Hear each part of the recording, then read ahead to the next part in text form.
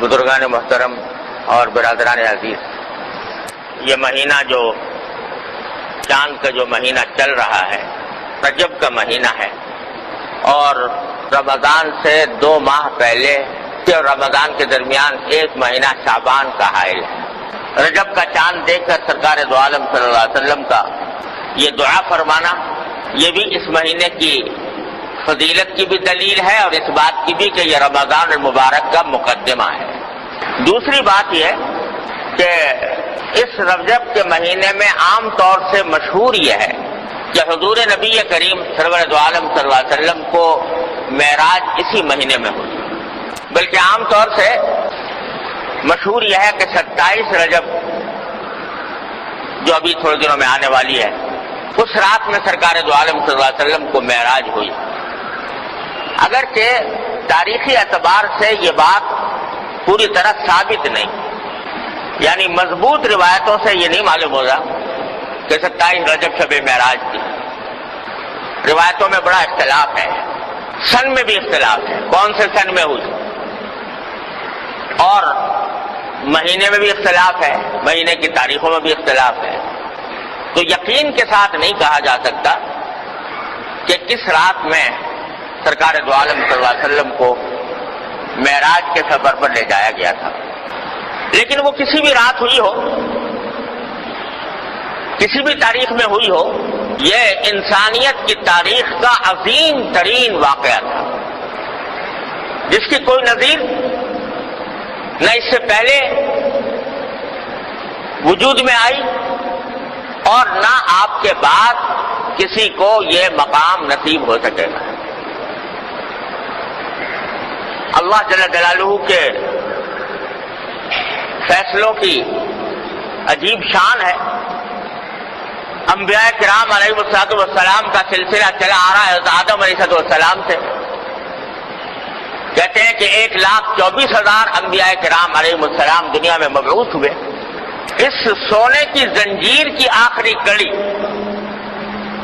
خاتم الانبیاء رحمت للعالمین محمد مصطفیٰ صلی اللہ علیہ وسلم کا مقام یہ کہ آپ کے اوپر سلسلہ نبوت کی تکمیل ہوئی، اور چونکہ تکمیل ہوئی تو اللہ تبارک و تعالی نے یہ پسند فرمایا کہ اب تک انبیاء کرام علیہ السلام سے جو اللہ تبارک و تعالی کا رشتہ ہوتا تھا وہ فرشتوں کے ذریعے ہوتا تھا، کتابوں کے ذریعے ہوتا تھا، وحی کے ذریعے ہوتا تھا، لیکن حضور سرور دو عالم صلی اللہ علیہ وسلم کے ساتھ اللہ تبارک و تعالی نے یہ خصوصیت برتی کہ خود اپنی بارگاہ میں طلب فرمایا، اور کس شان سے طلب فرمایا کہ ایک رات کی مختصر سی گھڑیوں میں اللہ تبارک و تعالی اپنے بندے کو، محبوب ترین پیغمبر کو، مکہ مکرمہ سے بیت المقدس لے گئے، اور اس بیت المقدس میں سارے انبیاء کرام علیہ السلام کا مجمع، ان کی روحوں کا مجمع جمع فرمایا، اور حضور سرور دو عالم صلی اللہ علیہ وسلم کی امامت میں ان کی نماز پڑھوائی، اور اس کے بعد بیت المقدس سے 7 آسمان، اس سے بھی اوپر سدرۃ المنتہا، یہاں تک کہ اس مقام پر پہنچ گئے کہ جبریل امین علیہ السلام نے بھی عرض کیا کہ اب اس سے آگے جانے کی ہمارے اندر مجال نہیں، اور پھر براہ راست اللہ جل جلالہ کے ساتھ ہم کلامی کا شرف عطا ہوا۔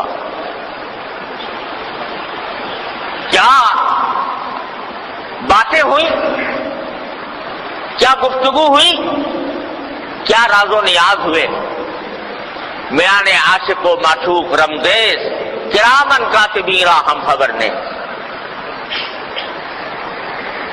اللہ تبارک و تعالی اور محبوب صلی اللہ علیہ وسلم کے درمیان جو راز و نیاز کی باتیں ہوئی، فرماتے ہیں کرامن کاتبین را ہم خبر نیز، فرشتے جو انسان کے نامہ اعمال لکھنے کے لیے ہر وقت موجود رہتے ہیں ان کو بھی پتہ نہیں، اس لیے کہ اس مقام پر پہنچے تھے جہاں فرشتوں کے بھی پر جلتے ہیں، جہاں فرشتے بھی پہنچ نہیں سکتے، اس مقام پر پہنچے ہیں۔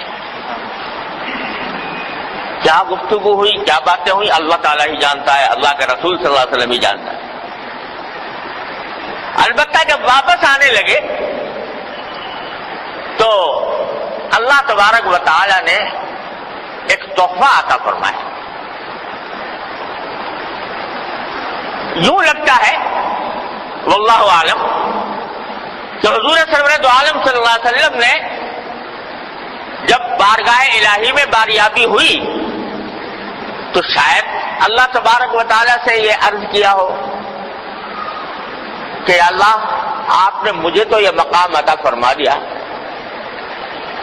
یہ مقام بلند عطا فرما دیا، میری امت کا کیا ہوگا؟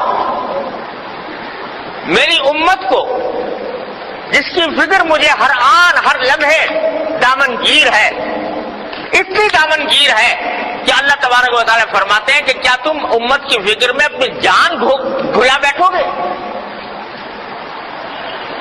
تو اس امت کے لیے میں کیا لے کے جاؤں؟ آپ نے مجھے تو اس مقام پر سرفراز فرما دیا، میری امت اس مقام تک کیسے پہنچے؟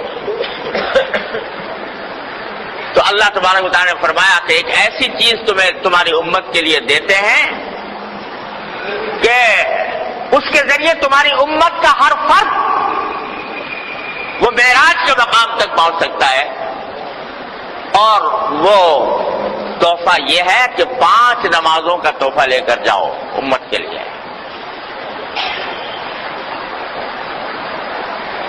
یہ 5 نمازیں، ان کو فرمایا گیا حدیث میں الصلاۃ معراج المؤمنین، کہ نماز مومنوں کی معراج ہے۔ یعنی جب اللہ کا بندہ نبی کریم سرور دو عالم صلی اللہ علیہ وسلم کا امتی اللہ جل جلالہ کی بارگاہ میں عز و نیاز کے ساتھ کھڑا ہو کر اس کی بارگاہ میں سر بسجود ہوتا ہے، پیشانی ٹیکتا ہے، سجدہ کرتا ہے، تو اللہ تعالیٰ فرماتے ہیں کہ بندہ جس وقت سجدے کی حالت میں ہوتا ہے تو سب سے زیادہ مجھ سے قریب ہوتا ہے اس وقت جب کہ سجدہ کر رہا ہو۔ تو یہ اللہ تبارک و تعالیٰ نے ہر مومن کو یہ معراج کی ایک جھلک عطا فرمائی ہے کہ سجدے میں آ جاؤ، مجھ سے باتیں کرو، میرے سامنے عز و نیاز کا مظاہرہ کرو، تو جتنا زیادہ کرو گے اتنا ہی میرا قرب حاصل ہوگا۔ یہ 5 نمازوں کا تحفہ سرکار دو عالم صلی اللہ علیہ وسلم معراج سے لے کر تشریف لائے۔ تو اللہ تبارک و تعالیٰ نے امت محمدی علیہ صاحب الصلاۃ والسلام کے لیے شب معراج میں یہ سجدوں کا تحفہ بھیجا کہ آ جاؤ، میرے پاس آ جاؤ، سجدہ کرو اور میرے پاس آ جاؤ۔ یہ اللہ تبارک و تعالیٰ نے تحفہ عطا فرمایا ہے۔ یہ ہے سبق لینے کا شب معراج سے۔ سرکار دو عالم صلی اللہ علیہ وسلم کے مقام بلند کا تو کون احاطہ کر سکتا ہے، کون اس کا ادراک کر سکتا ہے، لیکن حضور اقدس صلی اللہ علیہ وسلم جو تحفہ امت کے لیے لے کر آئے وہ یہ تحفہ ہے۔ تو میرے بھائیوں، اس کی قدر پہچاننے کی ضرورت ہے۔ معراج کا تحفہ سرکار دو عالم صلی اللہ علیہ وسلم جو لے کر آئے ہیں اس کی قدر پہچاننے کی ضرورت ہے کہ اللہ تبارک و تعالیٰ اس کی قدر پہچان کر سجدے کو سجدے کی طرح انجام دینے کی توفیق عطا فرمائے۔ سبق یہ مل رہا ہے کہ معراج کے اس تحفے کی قدر پہچاننے کی ضرورت ہے۔ اللہ تبارک و تعالیٰ کے سامنے سجدہ ریز ہو جاؤ، اور یہی سبق ہے ہمارے لیے معراج۔ اصل بڑا تحفہ تو یہ لے کر آئے۔ پھر آپ دیکھو گے کہ قرآن کریم نے پوری سورت نازل فرمائی ہے سورۃ الاسراء کے نام سے، جس کی پہلی آیت میں نے ابھی آپ کے سامنے تلاوت کہ سبحان الذی اسری بعبدہ لیلا من المسجد الحرام الی المسجد الاقصی، پاک ہے وہ ذات جو اپنے بندے کو لے گئی، راتوں رات لے گئی، راتوں رات لے گئی مسجد حرام سے مسجد اقصی کی طرف. یہ سورت ان الفاظ سے شروع ہو رہی ہے اور اس میں معراج کے واقعے کی طرف اشارہ فرمایا گیا ہے. اس کے بعد اس سورت میں بہت سے احکام دیے گئے جس سے اشارہ اس طرف ہے کہ معراج، نبی کریم صلی اللہ علیہ وسلم کی معراج تمہارے لیے یہ پیغامات لے کر آئی ہے.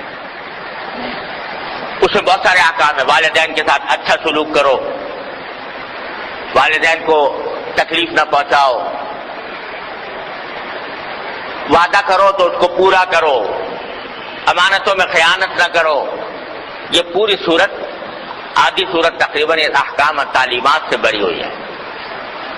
گویا ایک تحفہ تو یہ دیا گیا کہ 5 نمازیں، اور دوسرے ان تعلیمات کا تحفہ نبی کریم صلی اللہ علیہ وسلم کی امت کے واسطے لے کر آئے جو سورہ اسراء میں مذکور. اب ذرا 2 باتیں اور سننے کی ہے. ایک یہ کہ اللہ تبارک و تعالی معراج کا تذکرہ فرما رہے ہیں سورہ اسراء کی شروع میں. اتنا بڑا واقعہ اور حضور اقدس نبی کریم سرور دو عالم صلی اللہ علیہ وسلم کی شان کا اتنا بڑا مظاہرہ، لیکن وہاں جو لفظ استعمال کیا حضور اقدس صلی اللہ علیہ وسلم کے لیے وہ کیا؟ بعبدی. سبحان الذی اسری بعبدی. وہ ذات جو لے گئی اپنے بندے کو. حضور اقدس صلی اللہ علیہ وسلم کے لفظ استعمال کیا اپنا بندہ. حالانکہ دوسرے قرآن کریم کی آیتوں میں کیا کیا فضائل حضور کے بیان ہوئے. انا ارسلناک شاہدا ومبشرا ونذیرا وداعیا الی اللہ باذنہ وسراجا منیرا. ہم نے تمہیں شاہد بنا کر بھیجا، ہم نے تمہیں مبشر بنا کر بھیجا، ہم نے تمہیں نذیر بنا کر بھیجا، اور اللہ کی طرف دعوت دینے والا بنا کر بھیجا، روشن چراغ بنا کر بھیجا. وما ارسلناک الا رحمۃ للعالمین، آپ کو رحمت للعالمین بنا کر بھیجا. کیا کیا صفات بیان فرمائی ہے رسول کریم صلی اللہ علیہ وسلم. لیکن اس مقام پر ان ساری صفات کے بجائے فرمایا لے گئی، وہ ذات لے گئی اپنے بندے کو.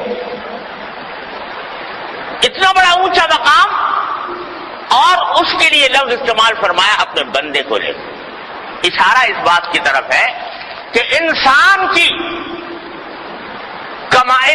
کے کمال کی معراج یہ ہے کہ وہ اللہ کا بندہ بن جائے. بندگی یہ سب سے بڑا اونچا مقام ہے جو کسی بشر کو حاصل ہو سکتا ہے. اس سے اونچا کوئی اور مقام نہیں، اس سے بالا کوئی مقام نہیں. جو جتنا بڑا بندہ ہے، جتنی زیادہ بندگی کا مظاہرہ کرنے والا ہے، اتنا ہی اللہ تبارک و تعالیٰ کے ہاں معزز اور مکرم ہے، اتنا ہی اس کا مقام بلند ہے. تو بندگی کے کیا معنی؟ کہ اپنی زندگی کو اللہ تبارک و تعالیٰ کے حکم کے تابع بنا دے. عاشقی چیز بگو بندے جانا بودن، دل بدستے دیگرے دادن و حیرا بودن. عاشقی کیا ہے؟ عاشقی کیا چیز ہے؟ تو کہتے ہیں بگو، جواب میں یہ کہو کہ بندے جانا بودن، اپنے محبوب کا بندہ بن جانا. دل بدستے دیگرے دادن و حیرا بودن، اپنا دل کسی اور کے حوالے کر کے حیران ہو جانا. یہ ہے بندگی کہ میں نے اپنے آپ کو حوالے کر دیا اپنے خالق و مالک کے. وہ جس طرح میرے اندر تصرف کرنا چاہے میں اس کے ہر فیصلے پر راضی ہوں، اور جو حکم دینا چاہے اس حکم کی تعمیل کرنے پر راضی ہوں. یہ ہے بندگی، اور یہ اعلیٰ ترین مقام ہے انسانیت کا. اس سے اونچا مقام کوئی اور نہیں ہو سکتا. اسی لیے معراج کے موقع پر یہ لفظ استعمال فرمایا. ایک بات. دوسری بات یہ ہے کہ معراج کا واقعہ جیسا میں نے عرض کیا انسانیت کی تاریخ کا عظیم ترین واقعات میں سے ہے، لیکن ہمارے دین نے ہر چیز میں ہمیں افراط اور تفریط سے بچایا، اعتدال کا راستہ عطا فرمایا۔ لہذا ہمارے دین میں یہ فرمایا گیا ہے کہ بندگی کا مطلب ہی یہ ہے کہ جو کچھ کہا جا رہا ہے اس پر عمل کرو، اپنی طرف سے کوئی نئی چیز مت نکالو، جو بات جس درجے میں ہے اسی درجے میں رکھو، اس سے آگے نہ بڑھو۔ شب معراج جس رات میں نبی کریم صلی اللہ علیہ وسلم تشریف لے گئے وہ اعلیٰ ترین رات تھی، عظیم الشان رات تھی، لیکن پوری سیرت طیبہ دیکھ لو حضور اقدس صلی اللہ علیہ وسلم کی اور صحابہ کرام کی، کسی جگہ کوئی ایک واقعہ بھی آپ کو ایسا نہیں ملے گا کہ جس میں بھئی فلاں تاریخ کو شب معراج ہوتی ہے لہٰذا شب معراج بنائی جائے گی، اس میں چراغاں کیا جائے گا، اس میں خاص اہتمام کیا جائے گا۔ کہیں حضور کی سیرت طیبہ میں صحابہ کرام کی سیرت طیبہ کہیں نہیں ملتا۔ تو اگر ہم اپنی طرف سے یہ کہنا شروع کر دیں بھئی شب معراج میں چراغاں کرنا چاہیے، اول تو میں نے عرض کیا شب معراج کا یقینی طور پر پتہ نہیں کون سی رات میں ہے، لیکن اگر فرض کرو پتہ چل جائے کہ 27ویں شب ہے تو اس میں کوئی خاص چراغاں یا عام دنوں کے مقابلے میں، عام راتوں کے مقابلے میں اس میں کوئی عمل عبادت کا سنت سمجھ کر کرنا درست نہیں، اسی کو بدعت کہتے ہیں۔ لیکن ہاں ہر رات جس رات میں بھی اللہ تعالیٰ توفیق عطا فرما دے عبادت کی، اللہ تعالیٰ کا انعام ہے اور بہت بڑی فضیلت کی چیز ہے، نمازیں پڑھو، تلاوت کرو، نفلیں کرو، پڑھو، سجدے میں جاؤ، دعائیں مانگو، جس رات میں بھی کرو، کسی رات کی تخصیص نہیں۔ اسی طرح روزے کا معاملہ ہے، 27 رجب کے روزے کا، تو چونکہ اس میں کوئی صحیح حدیث ثابت نہیں 27ویں رجب کے روزے کی، اس واسطے حضرت عمر رضی اللہ تعالیٰ عنہ سے منقول ہے کہ اگر کوئی روزہ رکھتا تھا 27 تاریخ کو تو حضرت عمر زبردستی کر کے کہتے کھانا کھاؤ، روزہ توڑو، کیونکہ یہ تم سمجھ رہے ہو کہ سنت ہے، حالانکہ سنت نہیں، نبی کریم صلی اللہ علیہ وسلم کی سنت نہیں۔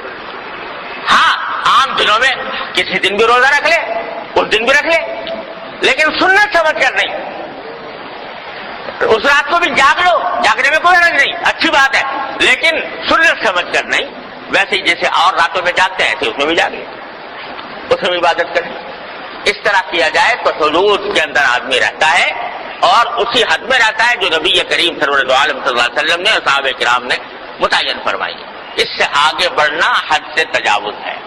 اللہ تبارک و تعالیٰ اپنے فضل و کرم سے، اپنی رحمت سے ہم سب کو حد سے تجاوز سے محفوظ فرمائے، اور معراج کا جو سبق ہے اللہ تبارک و تعالیٰ اس کو ذہن نشین کرا کر اس پر عمل کی توفیق عطا فرمائے۔ وآخر دعوانا الحمدللہ۔